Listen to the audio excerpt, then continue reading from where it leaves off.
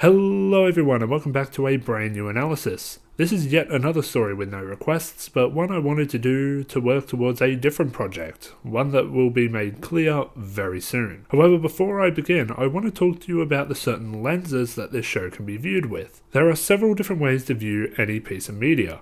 For example, let's say you're watching Fight Club for the first time. You'll be viewing that film through the lens of a newcomer. However, once you know how the film ends, and don't worry, I won't spoil it here, if you watch it again, you'll be watching it through the lens of someone who already knows how the movie ends. And this will make your experience with the media slightly different. To get a little more advanced, when you and I watch this show, Takagi-san, we are likely doing so through different lenses. You are likely watching it through the lens of a fan who wants to enjoy the show, whereas I spend most of my time watching the show through the lens of an analyst, looking for the small intricacies and connections.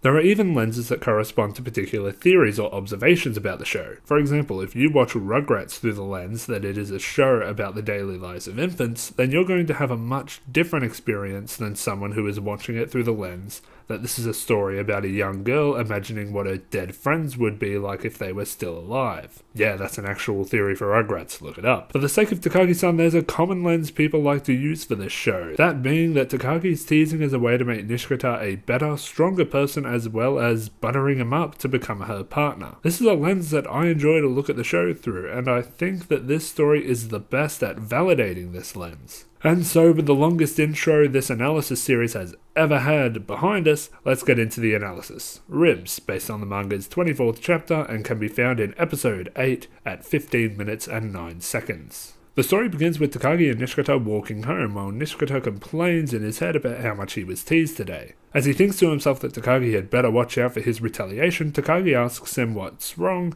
and pokes him in the side. Nishikata is ticklish in the ribs and therefore laughs. Takagi laughs and comments on how ticklish Nishikata is. He admits in his head that his ribs are ticklish but believes that everyone's are.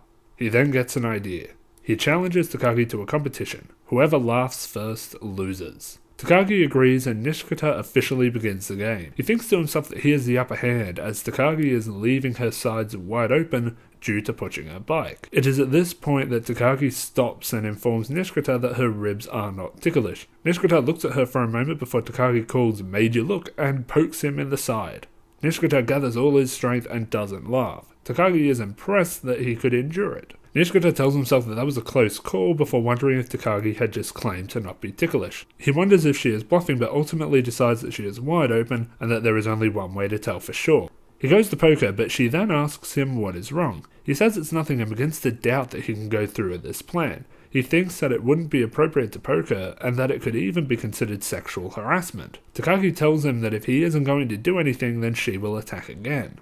Nishikata looks terrified by this and steps back, calling his plan a bust and hoping to just make it to the point where they separate so that they can call it a draw. However, Takagi seems to have read his mind or at least figured out his plan. She then gives him a smile that says "You're not getting out of this that easily" and makes her funny face from funny face. Nishikata laughs hysterically until Takagi mentions that he has lost. Nishikata then remembers that Takagi had always had that special move and wonders why it hadn't occurred to him. Takagi then wonders what she should make him do, referring to the loser does what the winner says consequence from, and say it with me now, empty can, shelter, shopping and marathon. Nishikata is surprised that there is a consequence, but Takagi insists that since it was a contest, it makes sense that there be a consequence. She first states that he can never eat rice again, possibly a reference to English translation where Takagi guesses that Nishikata eats rice for breakfast. Or that could just be a coincidence given that rice is served at just about every meal in Japan, sources in the description. However, after seeing a devastated reaction from Nishikata, she tells him that it was just a joke, to which Nishikata shows a great deal of relief. She then tells him that he is forbidden from reading 100% Unrequited Love, something that didn't happen in the manga but nevertheless makes Nishikata look devastated all over again. Takagi then realizes that this consequence is likely too harsh, to which Nishikata agrees. She then decides the ultimate punishment for losing the game. Nishikata has to poke her on the ribs.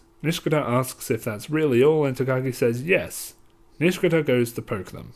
He becomes embarrassed about touching her and even realizes that this may be the first time he has ever done it, but decides to endure the embarrassment as to not give Takagi the satisfaction. I believe Takagi had more than satisfaction on her mind, but I will get into that at the end of the video. He finally pokes her and she has no reaction whatsoever. She then reiterates that she is not ticklish in the ribs, and they begin to walk again before Takagi tells Nishikata that she is ticklish in her armpits. Nishikata realizes right away that he could never touch her there. Takagi giggles, and the story ends. So this is where I finally bring up the whole lens thing. As I said before, I like to watch this show through the lens that all of Takagi's teasing and pranks are all intentionally making Nishikata a better person, and most importantly for the sake of this story, better her chances at becoming his partner. We all know from episode 1 that Takagi has romantic feelings for Nishikata. Nishikata feels the same way on a subconscious level, but doesn't really begin to notice until fortune telling. Takagi wants to be with Nishikata but understands that she can't be with him the way he is now. He is far too reserved and timid to even consider a romantic relationship with her. So she very patiently takes small steps to make him more open to the idea. Just like I said all the way back in my picture analysis, the purpose of the poke, if we're looking at this through the lens that I've suggested, is to begin the process of normalizing physical contact between the two. There are plenty of stories that pave the way for these two to get together. I'd argue that it starts as early as Empty Can, where Takagi first walks home with Nishikata, and continues through stories like Pool, Picture, and Invitation, just to name a few. This is also another classic example of Nishikata proposing a game that he feels like he has the edge in, only to realize that he doesn't have any edge whatsoever, similar to Kickover. Because just like I said in my critical hit analysis, there is no way for Nishikata to actually win that won't also leave him a loser. And that is it for this analysis, but before you go, I have some important news.